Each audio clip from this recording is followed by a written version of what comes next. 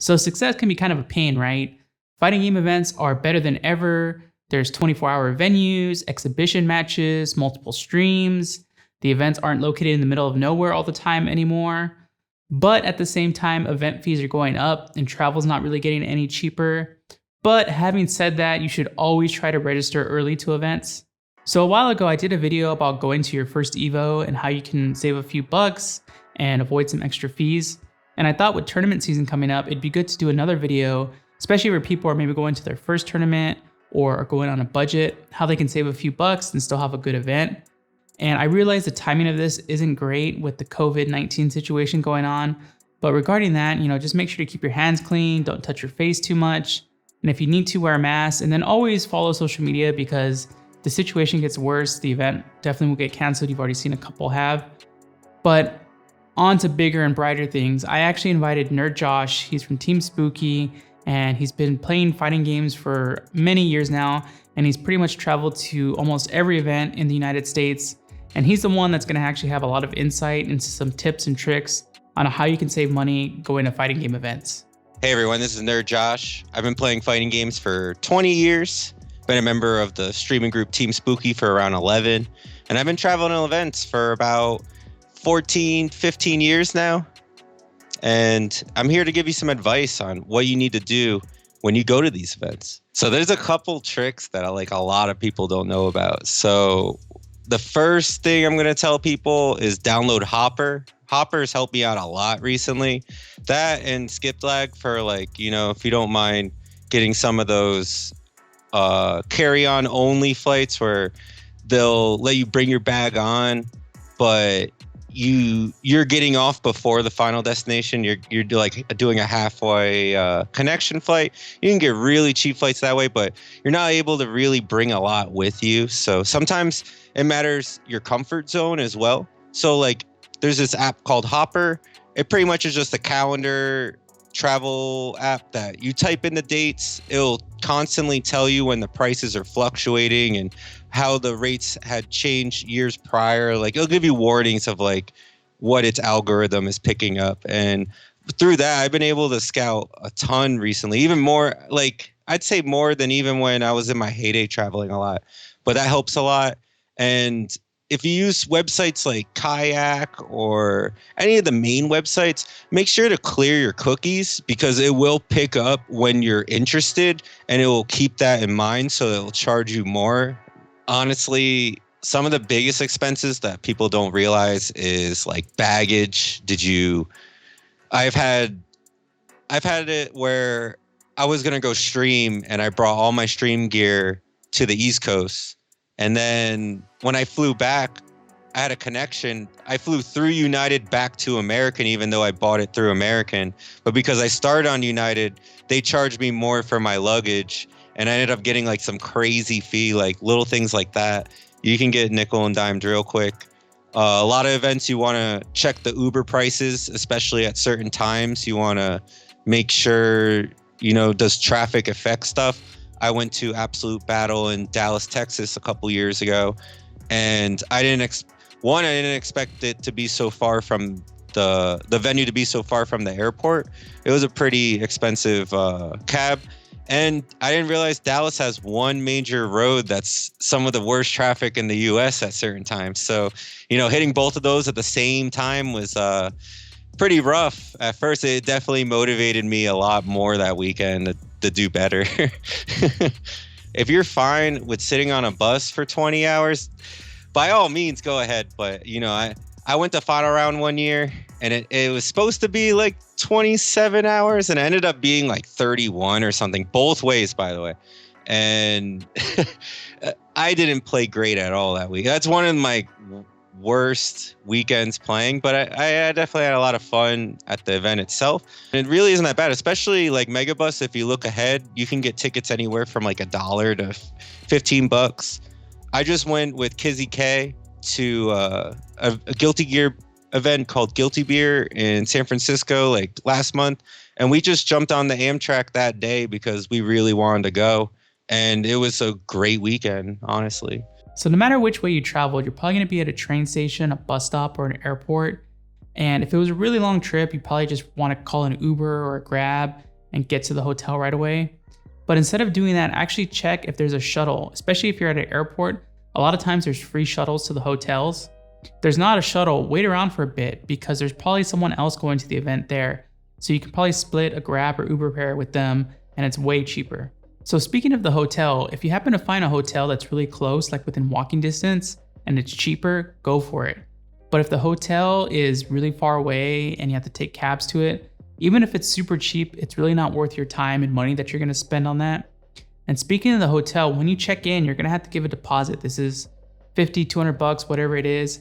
And it just covers if you use the minibar or you order food or you damage something.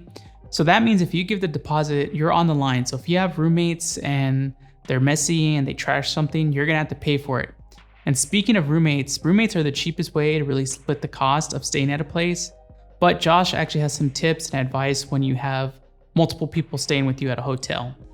The other problems you were going to come up against is, how well can you sleep around other people? How many people are going to be in the room? Are you the only person that bought toiletries in the room? And is it enough by Sunday? Little things like that. It can add up real quick to your experience. At first you may not sweat some of the little things, but maybe you get top 8 and you got heckled a little bit and you need to sleep early, and you have 7 roommates and they all come in drunk all night and they're all hype and you just can't diffuse the situation. That might be a little stressful for you. So little things you might want to take advantage, even if you're in a situation like this, is buying earplugs, maybe an eye mask. And I personally like bringing melatonin with myself to events. It helps me get my sleep a little in easier, but I tend to just keep it still low dosage and get a solid place to sleep, whether you got a pillow fort on the ground with a bunch of blankets that you got from the cleaning lady, or whether you're sleeping in the suite room. Your sleep's important for the weekend and it'll allow you to enjoy the event for what it is. So like every event, you always got to think about where you're going to eat next. And usually a hotel has a really crappy convenience store or this restaurant that's super overpriced. So it's good to look around, see if there's any fast food places nearby, but you'll probably get sick of that really quick. Josh actually has some pretty good tips on how you can actually eat really cheap throughout the event. Last year I got a lot of mileage I would go to this Postmates Reddit and they have an existing member thread and you could just look up codes and they just kept being $5 off free delivery codes that weekend. And I would just use that with multiple people and we would just split the costs. So it would end up costing a lot less than most of the restaurants in the casinos. But generally, try to just keep it simple. Sometimes if you ever have a mini fridge in your room, maybe if you get there early on a Friday, trying to see if there's a Walmart or something there nearby, you take the quick little trip, stock up on a couple supplies of water, sandwich meat, bread, maybe some ramen bowls or something. Just comfort food, anything that really keeps you going. But it'll come off really well because sometimes when you go out to these restaurants, they're so packed, they're not used to events like this. So you might just spend $20 to get sick sometimes. And then you're like, oh. So just, packing your own lunch or having good food to just be ready on lock is really good for the event anyways. There's a couple times that we've just stuck to simple stuff and, it feels good to just have more money and not really have to go through a lot of the nonsense, especially if you just want to play. Sometimes it takes so long just to get the group together, go out and do everything and come back. So another good way to reduce the cost of going to the event is actually volunteering your services at an event. So, reach out to the TO, see if they need setup, see if they need someone to help run brackets, someone to help set up. Usually if you do this, make sure to do it in advance. Don't assume it's going to happen when you get to the event.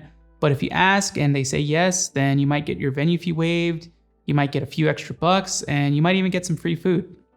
Honestly, you should start saving up as soon as you want to go. And it doesn't really take much, mattering how your income is, of course. But you can start rationing now, just putting the $10 in every week.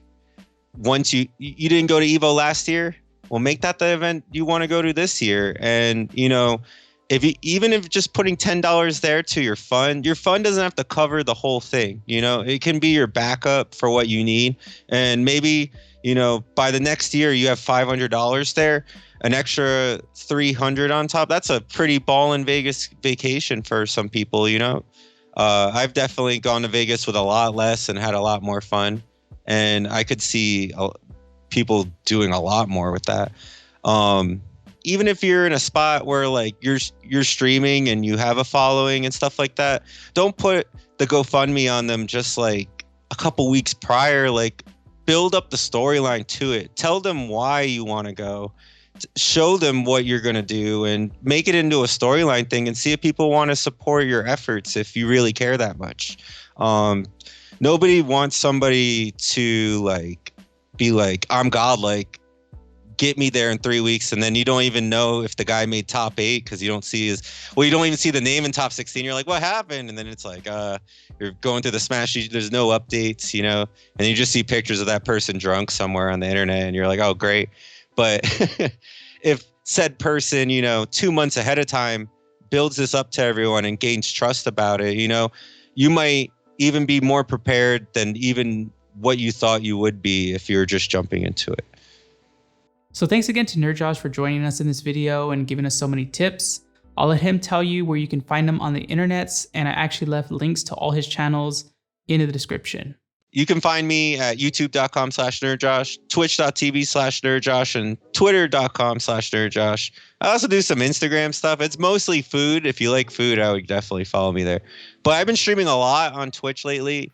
I've been doing retro game playthroughs, and sometimes we've been playing some weird, cool hacked ROMs and randomizers, which kind of shake up these old games and kind of have to replay them again.